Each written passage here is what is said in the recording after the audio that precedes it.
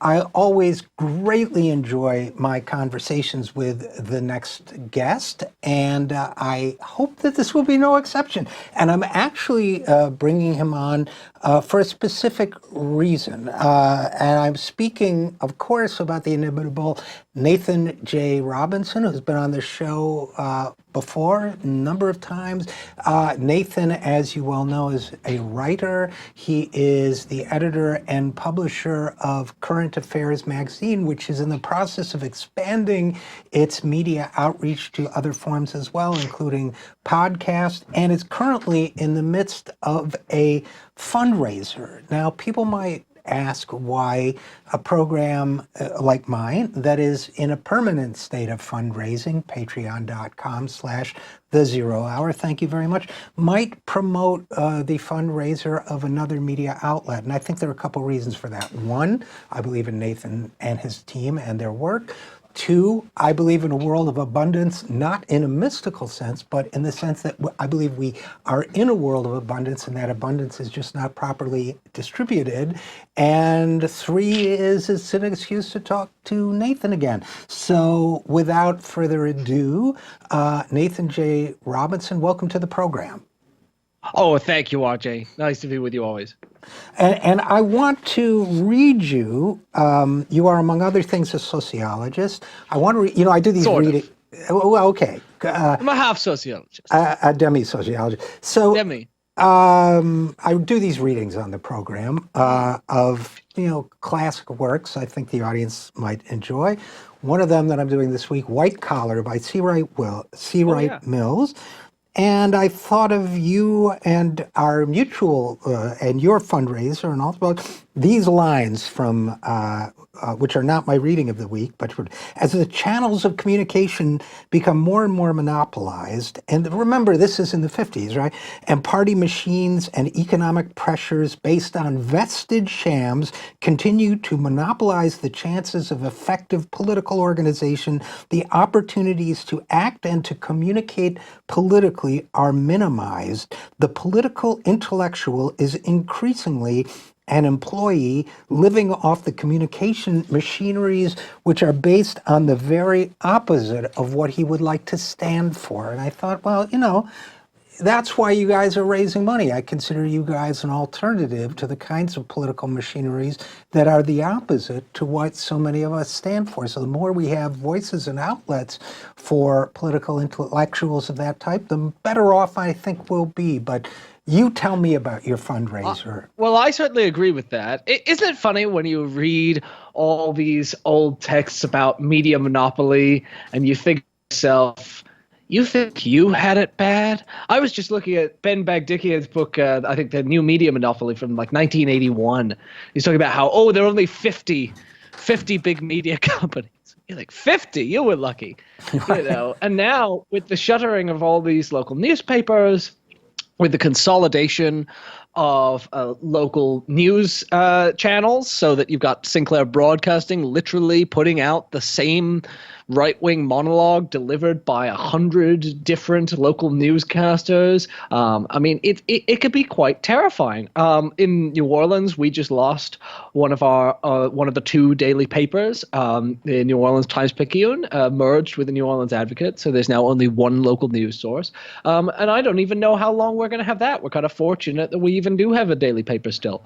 So, I don't think it's going to be news to any of your viewers that it really is a dark time for media. But the exciting thing is that there are all these little independent outlets popping up. And the good news is that it is actually quite possible to run a pretty cool and useful and informative operation on a shoestring budget. You do it, we do it. There are a lot of great lefty podcasts. And, I was inspired by Jacobin magazine, and in 2015 we started Current Affairs, and we did it with a Kickstarter campaign, and we raised $16,000. And with that money, we were able to print one issue of the magazine, and then another, and then another. And we've sort of built over the last 3.5 years. We've built thousands of subscribers around the country, and we've just put out our 20th print issue. And we're really managing to build an independent left media outlet that is reaching hundreds of thousands of people. And the responses that we get to the stuff we put out is, I mean, I try and write left analysis for a non-left audience a lot of the time. We get people saying, I now believe that the left is right on this or that issue, and I think that's so important. I mean, every thing, so much of what we get of our knowledge about the world just comes through the media we consume. We only see in person a very small sliver of it, so we're so dependent on having reliable information channels. And as those channels shrink, it's really, really important to have independent media like yours and like ours. So what we're trying to do now with this fundraiser is, we only have like 2 or 3 full-time staff people working at the magazine. We're trying to really expand, and we're trying to put together something that is much closer to being a serious competitor to the mainstream media than just a tiny shoestring magazine. Well, my motto and the motto of this program after the end of the Bernie Sanders campaign in 2016, when I was working for Bernie, I was his chief writer and editor, was, my insight, if you call it that, it's not that brilliant, but was, if we're going to have a political revolution, we need a media revolution, right? We need a media system that's going to support the kinds of changes we talk about. And what to me is exciting about what's going on now as well, and I very much consider current affairs part of that, is I really think of it as kind of, without wanting to be overly pretentious, I guess it just comes naturally. Please.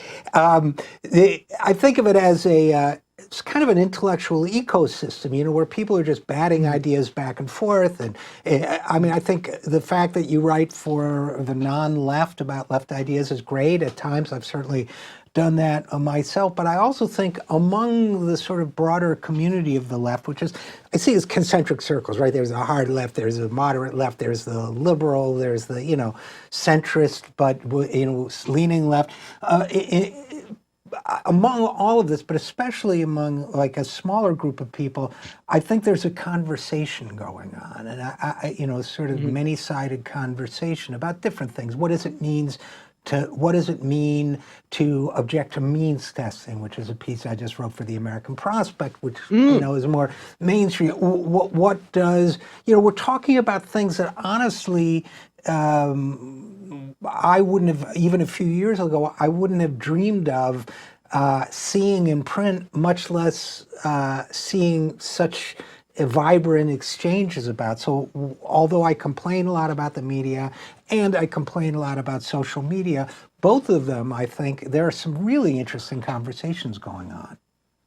It's true. I don't know if you saw the CNN's giant climate town hall last night, but this is something that I think would not have been conceivable a couple of years ago. I mean, even really a few months ago, because the DNC was so reluctant to make climate change a matter of conversation. Climate change didn't come up hardly at all in the in the 2016 debates, and yet we've managed to push it onto the agenda. Now we've forced it to be discussed, and that is in large part because there are left activists and left media that are just banging the drum constantly and saying, I'm sorry, but we have to pay attention to this, and and here are the questions that are going to need to be asked, and here are the answers that we want to hear.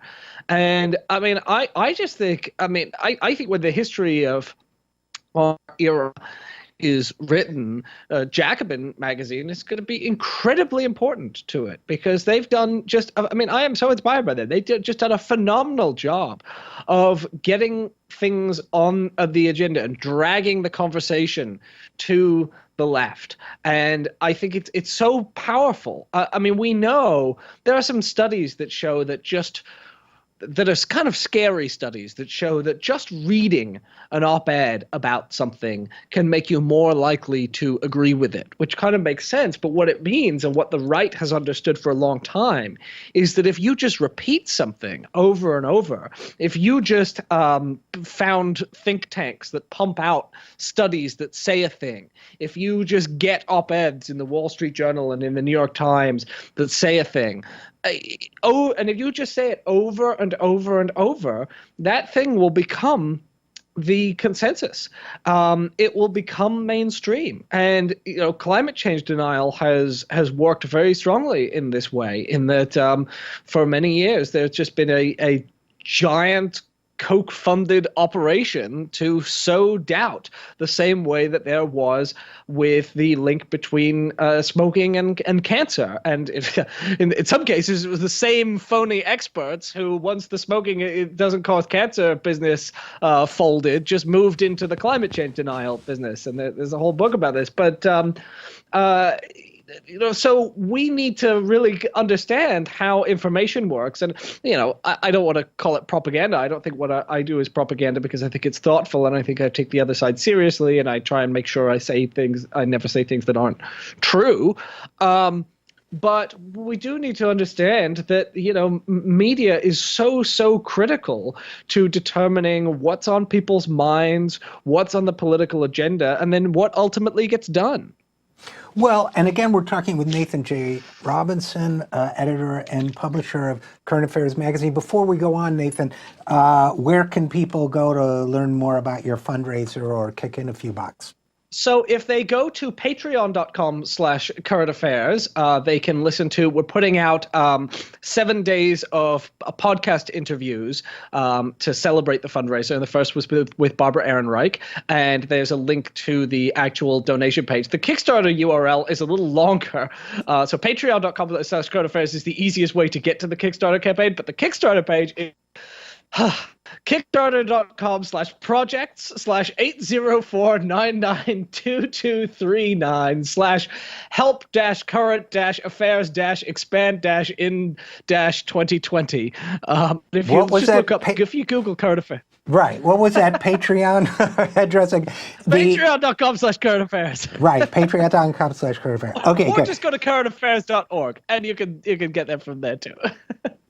Okay. And so let's talk a little bit about how you think the liberal media is doing, because one of my concerns, you mentioned that you don't think you write anything that's untrue. And to be clear, I don't think the mainstream media intentionally mislead. But there was an old political science aphorism. I can't remember who said it. I know Yankelovich quoted it in one of his books in the 80s, but that said, the media can't tell you what to think, but it can tell you what to think about. Now, I would argue there are cases when it can do both, but in terms of what to think about, we've had the mainstream media continues to push stories about let's say foreign affairs that I think are based on some implicit assumptions.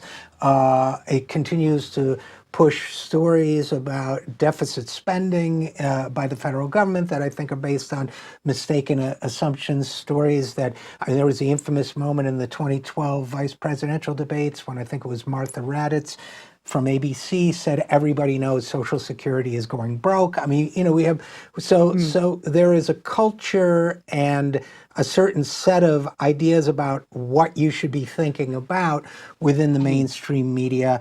And I would argue that some of the some of the outlets that are considered reliably liberal, whether it's MSNBC or the New York Times, somewhat guilty in that area as well, maybe not encouraging people to focus on the right things. I think there's an effort and some talk about doing better. But where do you think, at this point, when you have the right attacking all media as except their own pet projects, and which are propagandists, as misleaders, where do you think legitimate critiques of the mainstream media fit into all of that, number one? No, I really like your framing there, which is that one of the problems is not necessarily that the things are untrue, but that they sort of irrelevant a lot of the time. And one of the reasons that I and you love Bernie Sanders is because he's got such a knack for drawing people's attention to exactly what matters and refusing to be distracted by trivia, and has a real sense of moral priorities. And I think this is what is often lacking, right? And it's so easy to get sucked into discussions that are completely irrelevant. Like, so for example, I open the New York Times op-ed page and I'll read a column by Bret Stephens, and Bret Stephens will be talking about, his latest thing was, why people who are mean to me on Twitter are basically the same as Nazis. And, it's easy for me to get infuriated by that and go, what an idiot. And I do think that about Bret Stephens. I do.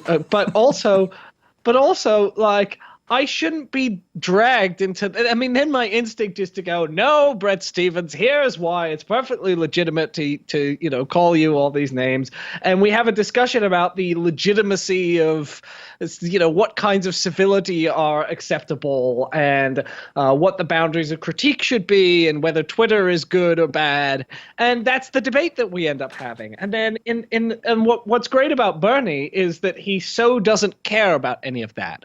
Like, I don't even know if he knows. He probably doesn't even know who Bret Stephens is, right? Like, and Chomsky is very much the same way, where he goes like, I don't like. So, for example, there's a great, Chomsky has a great, when William F. Buckley died, they interviewed Chomsky and they asked him, what he thought, and they wanted to frame this as like, oh, the great champion of intellectual conservatism, the conservative movement. What do you think about the ascendance of the conservative movement and his legacy? And Chomsky was like, he didn't seem very smart. I didn't really know who he was. I went on his show once and, he didn't have anything interesting to say. I don't have any thoughts about him. And he's like, for Chomsky, he's like, what I want to talk about is nuclear proliferation. What I want to talk about is climate change. What I want to talk about is, the dominance of working people by a small class of people who have appropriated all the wealth in the world. And I don't want to talk about anything else. I don't want to talk about personalities. I don't want to get distracted. And I think it's so easy to get distracted. And this is the mistake that people make in thinking that the media is liberal. They may be sort of liberal in that all of them would affirm on an intellectual level the reality of climate change, but then how much do they talk about it? There's a great article in Jacobin a few months ago about how the Democrats are climate change deniers, and it's not because they actually deny climate change. It's because they don't talk about it. They don't seem to care about it. They don't act as if it's true.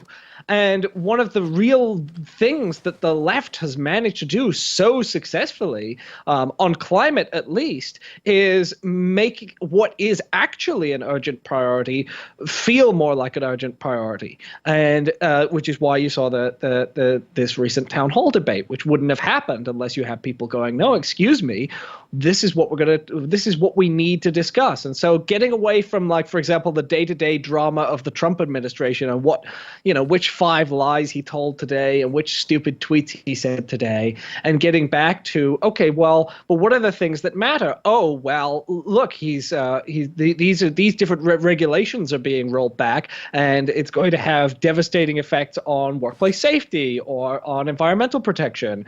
These are things that actually kill people, and this is what, as left media, this is what we can do, is go, well, these are the things that actually kill people, so let's spend our finite time talking about these things. Well, I couldn't agree more, as usual. And again, we're talking with Nathan J. Robinson of Current Affairs. And by the way, before we go any further, Nathan, I must point out that I learned last month that you and I share the same birthday. August 23rd. Good day. Good day. Fine day it is indeed. And people can now begin saving now for our shared birthday, since there is nearly a year left. So you could, I was going to do something, and then my wife convinced me it was rude, but I was going to put something on Facebook that said, this year for my birthday, in lieu of asking you to make charitable contributions, I want you to give me expensive and not very practical items, consumer. funny. Yeah, but she said, no, that would be rude. A lot of very nice people do that which is true. Okay, so I stand rebuked. You might have there. gotten some more nice cufflinks. Okay. I'm waiting to see if some viewer notices those cufflinks. They're gorgeous. Pardon me? They're gorgeous, very tasteful. Yes. Well, okay. I like to. Well, see. Okay, I will explain. I am wearing a shirt with French cuffs, which is an inherently upper class item. So I have cufflinks that are the hammer and sickle. So and basically the overall message is class trader. That's even though I'm not a person born to wealth or possessing it now, the message I want to send is class trader. And I'm wearing French cuffs with fleur-de-lis cufflinks, and the message there is, I am a fancy man. Well, no one doubts that about you, though, my friend. Now, I also want to talk about truth, because one of the things that I think splits the new left media from, or divides it from the mainstream sort of democratic friendly media outlets, and that includes a lot of the blogs that came up in the early 2000s and so on, is I believe that for all their greater radicalism in the pursuit of solutions, there is a greater respect for inherent truth. And what I mean by that is I see a lot of websites where people throw around any old crap they've heard that makes Trump look bad, for example, whether or not it's true. And there's a plethora of terrible things that can be said about Donald Trump. So why anyone would have to embrace terrible things that might not be true, given the choice of unquestionably true terrible things about Trump, I don't understand. But there seems to me to be a tendency, and I think it's partially social media driven, to play fast and loose with the truth if it embarrasses. Now, the right is just ruthless about this. They just don't give a damn about the truth. The sort of centrist liberal spokespeople, I feel they're pretty fast and loose with it, although not as bad. But but the more ideologically grounded left new media seems to be in line with what I think are my own values, which is that truth has an inherent value, almost a secular sacredness of its own, that must not be violated. You mentioned earlier that you don't think you write anything that's untrue. I don't think I do either. There have been occasions when I've quoted a fact or cited a fact that turns out to be wrong, and I'm clinically depressed for at least 3 days after that. Oh, yeah. happens. So, I just wonder where in the new media, ecology, where we discuss new ideas and exchange ideas with one another, how you think, nobody ever really talks about this, but I feel that truth is an unspoken value and an important one. Well, it's an incredibly important value because, I mean, I tend to think if you're not saying things that are true, what are you even doing? I mean, I want to understand the world as it is. I don't want to, if I'm saying things that aren't, if my understanding is faulty, I want to know, because then the things I'm advocating might make the world worse. I might be completely delusional about what I'm trying to do and what it will accomplish. So, I never fear. I mean, I don't want to be accidentally write something that's incorrect, but I don't fear. I don't fear scrutiny, because I think it's useful to be corrected, and then we get closer and closer to being accurate and to making the world better. I agree with you. There's a certain tendency to jump on things that hurt the other side. There was a recent controversy about some Trump Labor Department official who'd been accused of saying anti-Semitic things, and then it turned out that he was saying them sarcastically and they were intended as a joke. And I wouldn't want, and you can, there may be an instinct to double down and to pretend that didn't happen and that you were right all along because you don't want to have to apologize to a Trump labor official. I don't share that. I want to be really cautious because, so So first there's this I want to understand the world because I think that's crucial to actually improving it.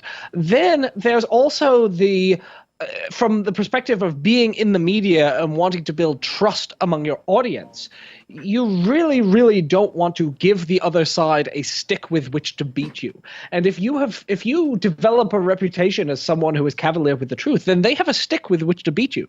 They can point to you and go, there's no reason you should trust this man. Because if this man finds a fact that is unfavorable to his own side, he will bury it. And if he finds something that is unfavorable to our side, he will say it without checking whether it's correct. And I don't want them to be able to say that and have that be accurate.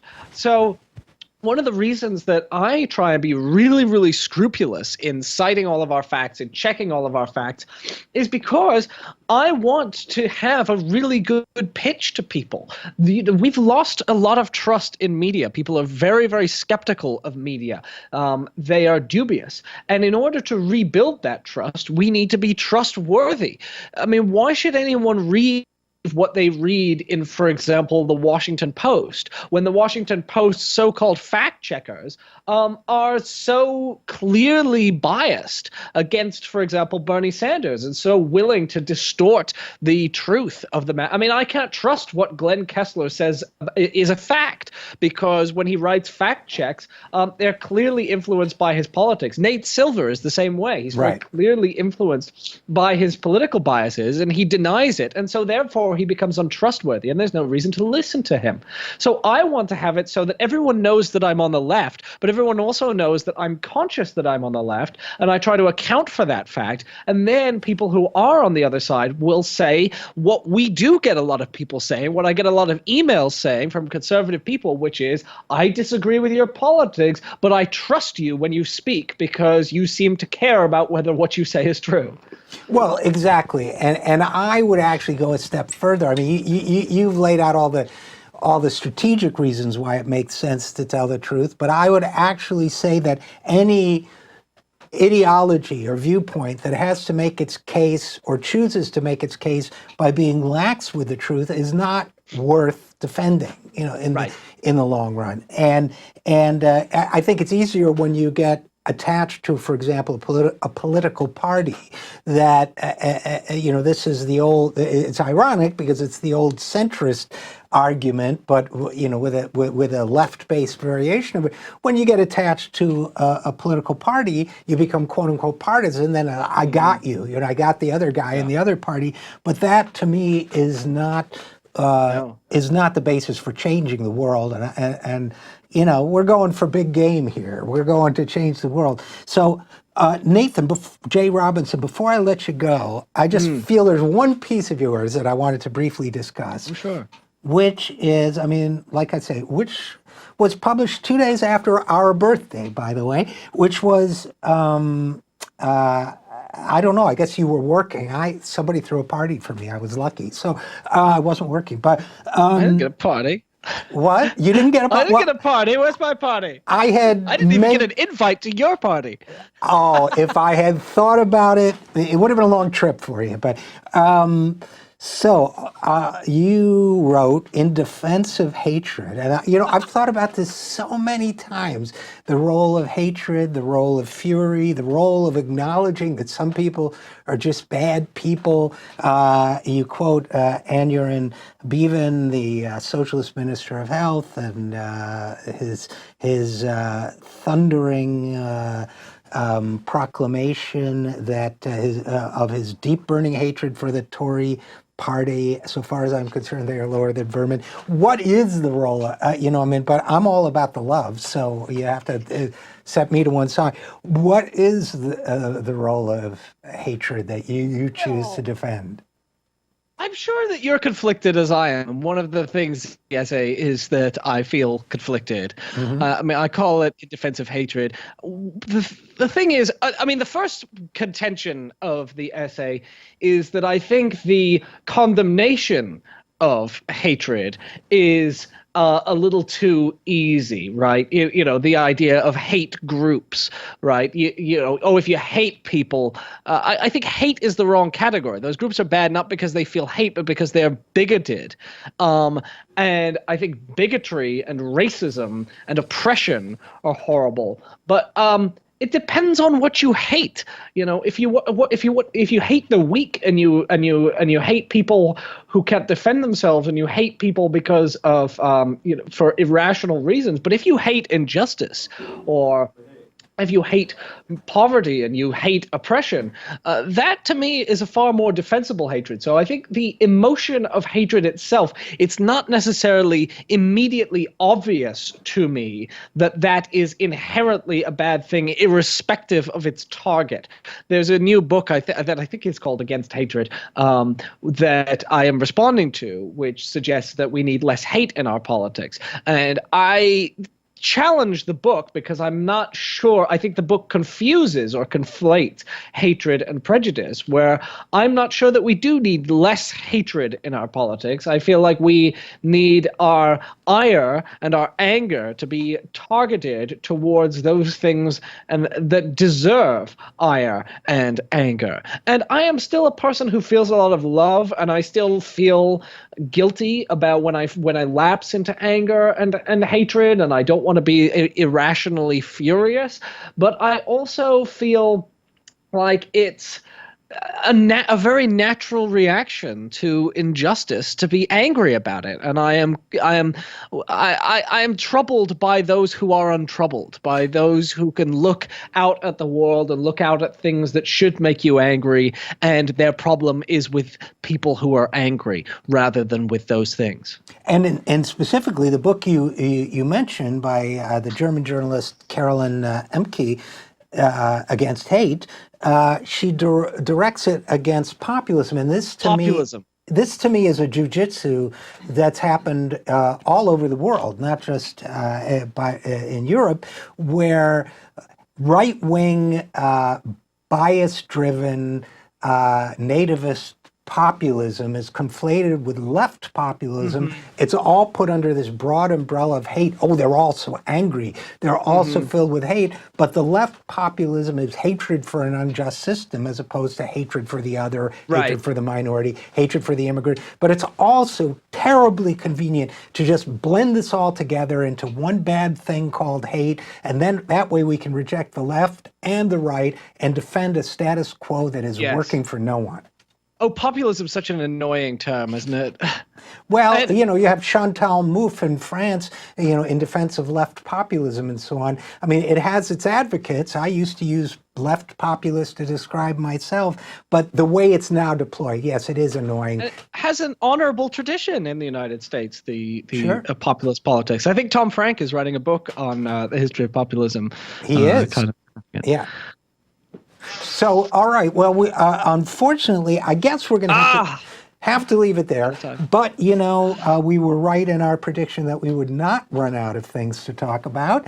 So, look, anybody that wants to support the fine work you're doing, patreon.com/current affairs, or the fine work. What? Current Affairs or currentaffairs.org, even shorter. Okay, and you have what looks like a cute kitten on your cover. It's a smoking cat by the artist Alexandra Woloszewska. I've not received that copy yet. The latest copy I've received, I think, has the bird doing ballet moves, which I assume is what would have happened if dinosaurs had evolved instead of us. Is that the premise? Yes, it's a seductive bird lady. Yes, it was well done. As always. So, unfortunately, we'll have to leave it there. But Nathan J. Robinson, a writer, editor, and publisher of Current Affairs, always great to talk to you, and thanks for coming on the program. Thanks, RJ. That was super fun as always. As always.